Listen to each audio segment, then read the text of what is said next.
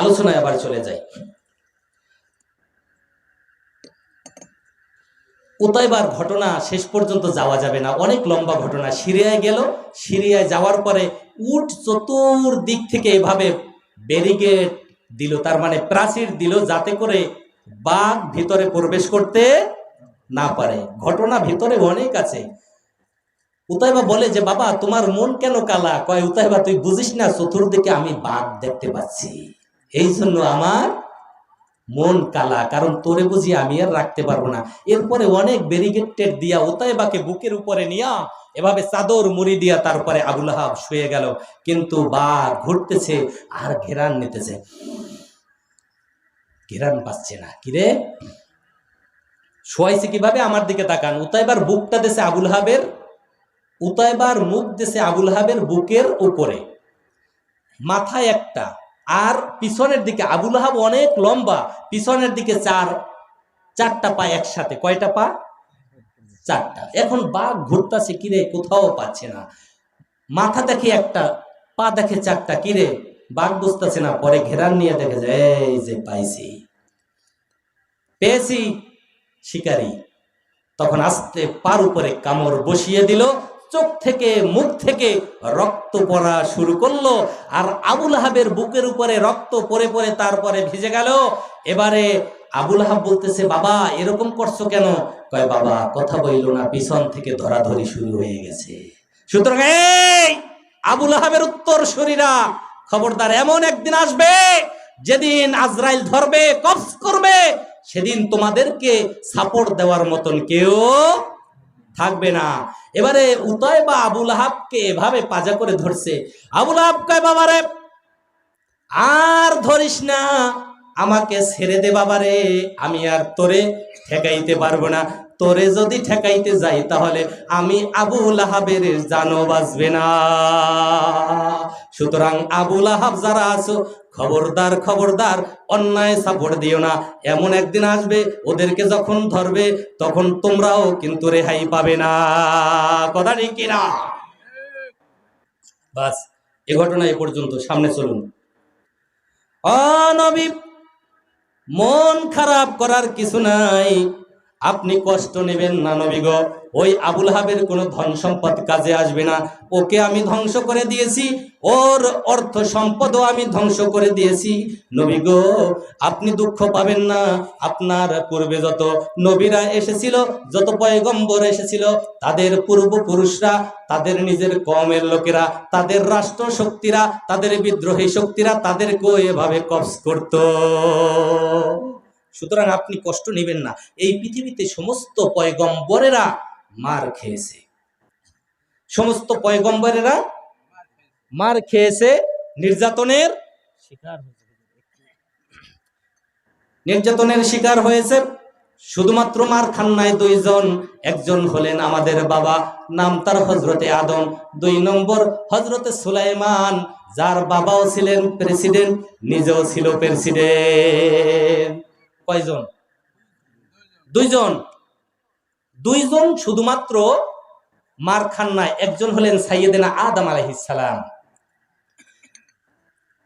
আদম আলাইহিস সালামকে কে মারবে? আদম আলাইহিস সালামকে আল্লাহ নিজের কুদরতি হাতে বানাইছে।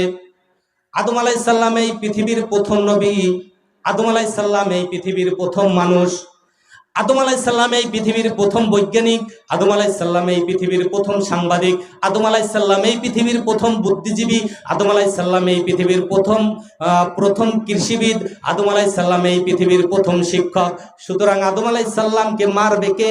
আদম আলাইহিস সালামকে আল্লাহ নিজের কুদরতি হাত দিয়া তৈয়ার করেছে। আদম আলাইহিস সালাম লম্বায় ছিল 60 গজ, আমাদের হাতের 120 হাত। জোরে বলি আল্লাহু আকবার। লম্বায় ছিল 120 হাত, চওড়া ছিল আদম আলাইহিস সালামের বডিটা ছিল 27 হাত। কত হাত? 27 হাত চওড়া। আদম আলাইহিস সালামের এক একটা পা লম্বা ছিল 9 হাত, পা চওড়া ছিল 6 হাত। জোরে বলি আল্লাহু আকবার। আদম আলাইহিস সালাম আদম আলাইহিস সালামকে আল্লাহ নিজের কুদরতি হাত দিয়ে বানাইছে। 1000 বছর তার হায়াত জিন্দেগি আল্লাহ দিয়েছিলেন।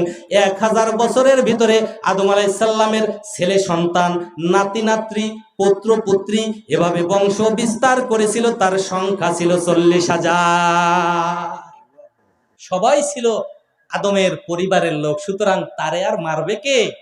আদম আলাইহিস সালামের 2টি কবর হয়েছিল, তার দাফন হয়েছিল 2 জায়গায়। কয় জায়গায়?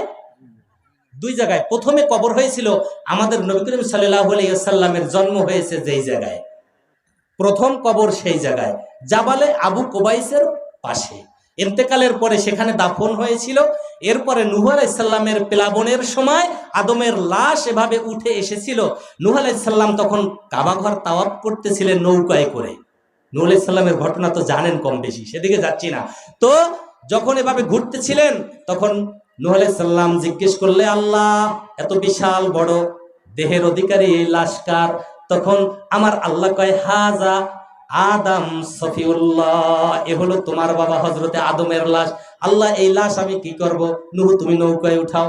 নৌকায় করে আদম আলাইহিস সালামের লাশকে যখন নিয়ে গেল, যখন সেই জুদি পাহাড়ের কাছে যখন গেল, তখন আস্তে করে প্লাবনের পানি কমে গেল, আর সেই জাহাজ এভাবে পাহাড়ের সাথে লেগে গেল। আদম আলাইহিস সালামের লাশ সেখানে আল্লাহর নির্দেশে নূহ আলাইহিস সালাম দাফন দিয়া দিলেন।